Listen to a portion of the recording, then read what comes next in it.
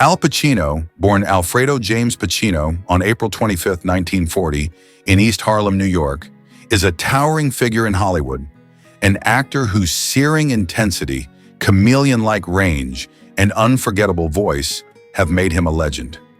His journey from the hardscrabble South Bronx to the pinnacle of global stardom is a saga of raw talent, relentless hustle, and a deep, almost spiritual connection to his craft. At 85, Pacino remains a force, his career spanning over 5 decades, filled with iconic roles, personal struggles, and a legacy that continues to shape the art of acting. Pacino's childhood was no fairy tale.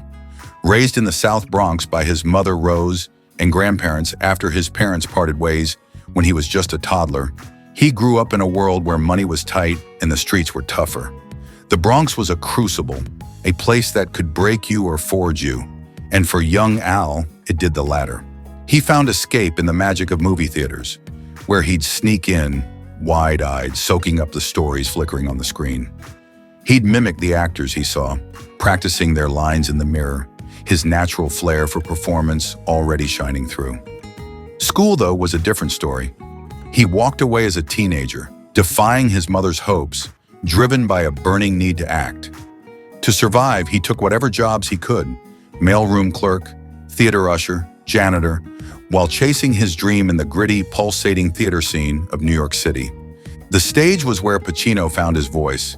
He threw himself into the actor's studio, training under the legendary Lee Strasberg, who taught him the method, a technique that demanded actors dig deep into their own emotions to bring characters to life. Pacino took to it like a fish to water, crafting a style that was raw, visceral, and electrifyingly authentic. His off-Broadway performances in the late 1960s, particularly in a gritty play about urban outcasts, earned him early accolades and caught the eye of film scouts. He had a rare gift, the ability to embody troubled, complex souls with a fire that felt both dangerous and deeply human. His first major film role came in 1971 with The Panic in Needle Park, where he played a heroin addict with such gut-wrenching realism that it sent shockwaves through Hollywood. But it was The Godfather in 1972 that launched him into the stratosphere. At 32, Pacino became Michael Corleone, the reluctant heir to a mafia empire in Francis Ford Coppola's epic. The studio wanted a bigger name, but Coppola saw something in Pacino's quiet, smoldering intensity. His transformation from a principled outsider to a ruthless crime lord was nothing short of mesmerizing, a slow-burn performance that anchored the film and earned him global acclaim. The Godfather wasn't just a movie, it was a cultural phenomenon, and Pacino was its soul. The 1970s were Pacino's golden era, a time when he seemed untouchable.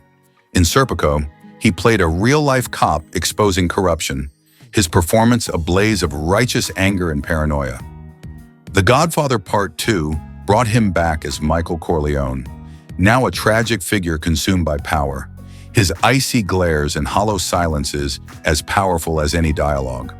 In Dog Day Afternoon, he was Sonny, a frantic bank robber driven by love and desperation, shouting, "Attica, Attica," in a scene that's become a cinematic touchstone.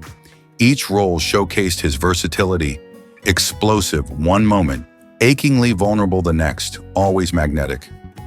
Pacino's acting style defies easy labels, but commands attention. He's a master of big, bold moments, like in Scarface, 1983, where he played Tony Montana, a Cuban immigrant turned drug lord, snarling, "Say hello to my little friend," in a performance so larger than life, it's still quoted decades later. Yet he's equally gripping in quieter roles, like the exhausted detective in Heat, sharing a now legendary diner scene with Robert De Niro, or the blind colonel in Scent of a Woman, whose fiery hoo-ah and graceful tango won him an Oscar in 1992. Pacino doesn't act. He inhabits with a voice that can growl, whisper, or roar, and eyes that seem to hold 1,000 stories. His method training lets him disappear into characters, whether they're mobsters, cops, or Shakespearean figures, making each feel like a living, breathing person. Fame, though, came with shadows. Pacino's been open about his battles with alcohol and the crushing weight of being seen. The intensity he poured into his roles sometimes spilled over, leading to moments of doubt, isolation, and inner turmoil. He found solace in the theater, his first love, often returning to the stage to wrestle with Shakespeare's kings and rogues or other classic roles. His passion for the stage and its purity drove him to create Looking for Richard, a documentary that dug into Shakespeare's timeless words, showing a thoughtful, almost scholarly side to the man behind the fiery performances. Despite his fame, he stayed true to New York, shunning Hollywood's dazzle for the city's gritty charm, a place where he could walk the streets and feel human. Not every project soared. Films like Cruising and Revolution stumbled, with critics saying he was too loud, too over the top. But Pacino's fire never dimmed. He always found a way to roar back. Scarface, though polarizing at first, became a cultural juggernaut, its bold, unapologetic energy now iconic. The 1990s marked a triumphant return.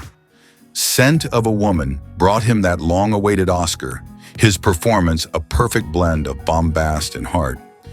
Heat gave us the iconic face-off with De Niro, their diner scene a masterclass in tension.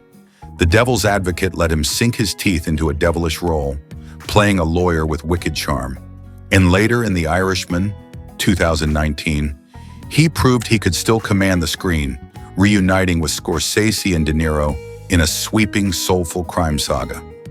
Pacino's personal life has been as rich and layered as his career. He never married, but his romances, like his long connection with Diane Keaton, were the stuff of Hollywood lore, passionate and intense. He's a father to three, a daughter with an acting coach, and twins with actress Beverly D'Angelo. Fatherhood he shared became an anchor, a way to find balance in a life often consumed by the demands of his art. Despite his stardom, he's kept a low profile, a private soul who'd rather let his performances do the shouting than chase tabloid headlines. You're more likely to find him in a quiet New York cafe than at a glitzy premiere. Pacino's influence stretches far beyond the screen, with an Oscar, Emmys, Tonys, and a catalog of performances that have become part of the cultural fabric. He's a giant whose work has redefined acting. He's mentored countless performers, pouring his passion into the next generation by helping establish an actor's studio branch in Los Angeles. His television work, like his chilling turn as Roy Cohn in Angels in America, or the complex doctor in You Don't Know Jack, showed he could conquer any medium with the same ferocity he brought to film. What makes Pacino extraordinary is his refusal to coast. Every role, no matter how small, feels like a piece of his soul, crafted with the hunger of a young actor still proving himself. His legacy is more than awards or box office hits. It's in the way he's inspired actors to dig deeper, to find the truth in their characters. It's in the lines, "Hua, Attica, say hello to my little friend," that have woven themselves into everyday speech.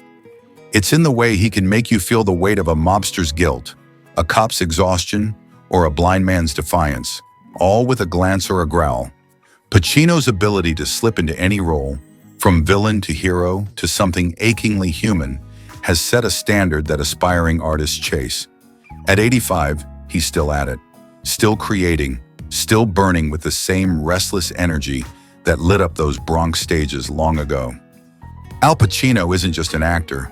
He's a force, a storyteller, a poet of the human condition whose fire shows no sign of fading.